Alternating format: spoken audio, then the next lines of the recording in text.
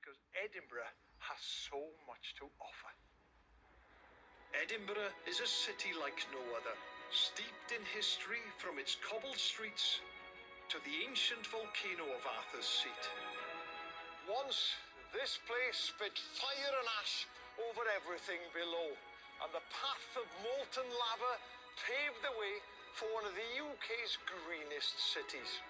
Today, this spot gives a bird's eye view over the Scottish capital. Over 500,000 people live here, but it's a city with a wild side. It has an abundance of green spaces, so no matter where you live, it seems the wildlife is never far away. It's our mission to uncover and discover as much as we can over the next 2 weeks. We're setting out to reveal this city's urban wonders and even venturing further afield to East Lothian and the surrounds. From the smallest citizens to the mammoth mammals that visit these shores. We witness how nature lives alongside us in this metropolitan maze of rooftops, rivers, and green spaces. Birds make the best of our parks and treetops. Busy badgers forage through the night, whilst secretive otters live in hidden urban holes. And marine life seeks refuge from the season's storms. This winter, we'll explore and adore the wildlife that thrives in the heart of Edinburgh. We then moved up to Warriston Cemetery, and we've now come down here to the Water of Leith, right by the front end, by the nose of that otter there. It's a fantastic place here. We keep going on about these green areas and connectivity. Well, surely this is the best wildlife highway in the whole of Edinburgh. The Water of Leith, well, it rises in the Pentland Hills there, and the flows 24 miles in all, meanders its way through Edinburgh and empties out into the Firth of Forth at Leith, passing some industrial past, roads, busy roads. There's the conservation centre right by the river. We're just a couple hundred metres downriver from there. And of course, there's plenty of wildlife to be seen here. Incredible variety. See dippers today, 4 or 5 dippers already. Herons, that means that the river is full of fish. Herons do very well. We had one go overhead this evening, and kingfishers too. A lot of local people say that they see plenty of kingfishers. It is a real wildlife oasis. It's a fantastic place here. Now, nobody knows this river better than Ross Lawford. He is a photographer and a naturalist, and he keeps an eye on the wildlife, and one very elusive mammal in particular.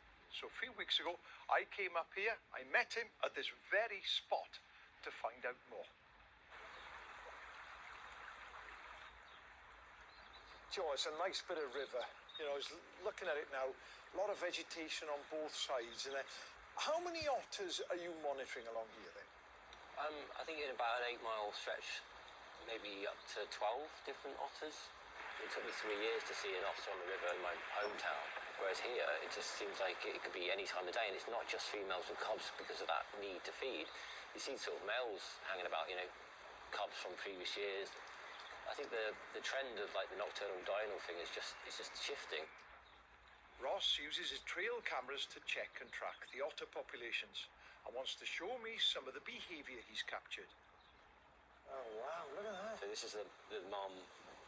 She's coming in, she's sort of scent marking this kind of area, and the cubs are up in the den, so she's just trying to enjoy a little bit of peace and quiet before going in. She did this a lot. She did this for kind of like half an hour almost every day when she would come back from fishing until they notice she's there, and then they'll run out and bite her tail, It's like they thought the tail was a fish for about a week. They were just chewing it. So I suppose you get to know these as individuals, know their different behaviour and everything else. Yeah, this is the kind of like the beautiful insight that I never had been in the past. You see them like, and this is what I like. This is, you know, I'm asleep at this point. This is probably 2 in the morning, and I get to film that kind of like the unique behaviour of what goes on when you're not there. So it's completely natural footage. You've recorded hundreds of hours of fascinating stuff. What's the most interesting thing you've seen? The most interesting thing at the moment is a relationship between 2 females who might be mother and daughter or 2 sisters that have been having cubs roughly at the same time, but they're sharing the kind of whole system. And that's just fascinating to try and see if this is an urban thing or if it's because there's more habitat, more food, so they can have that. But there doesn't seem to be any aggression. Like I've seen otters in other places and you tend to have an instant aggression. This is my area, you know, especially when cubs are involved. They're quite vulnerable at that age. And it's sort of get out, get out, get out. Talking to you here now, your passion for otters and your passion for wildlife really comes over. Where does all that come from? It comes from kind of a dark place where I developed agoraphobia after, you know, I had mental health issues, and nature was like the friend who took your hand type thing, where I used to stare out the window at blue tits and robins and thrushes. And I went down the river. That was like my sanctuary, like my place. And I remember seeing it was in autumn, I think it was, and I saw a kingfisher dive and actually videoed it. It was a really poor video, but it was that moment that kind of sparked it all off. That kind of being out of nature, like, you know, nature's this beautiful sort of thing. It's always been a beautiful friendship to me, and that's kind of like led me to where I am now. I don't know what I'd do without nature, to be honest.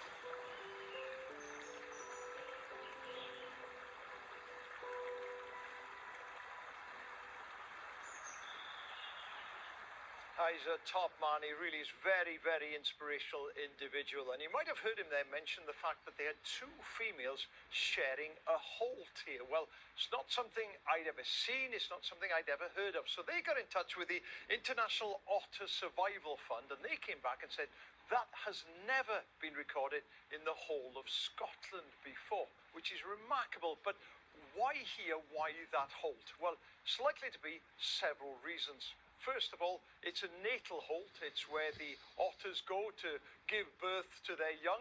It's a large holt as well. It's surprisingly big.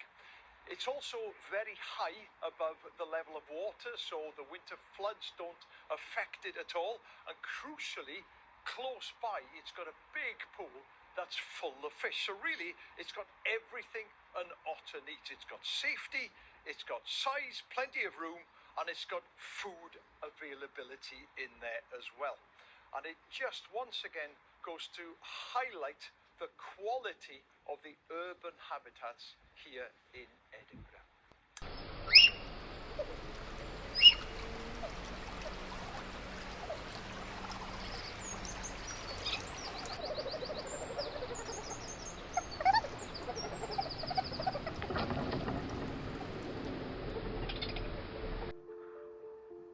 Winter is a challenging season. A season of survival. Never is it more important to find food, To find shelter, to stay warm. It's not always easy.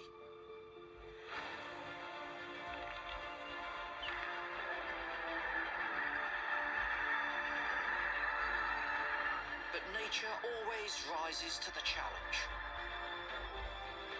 And winter's rewards are mesmerizing.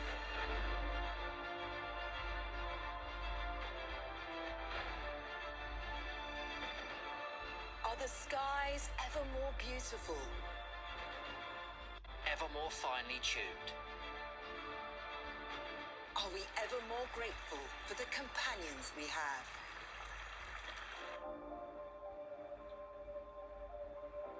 Winter is a time of reflection.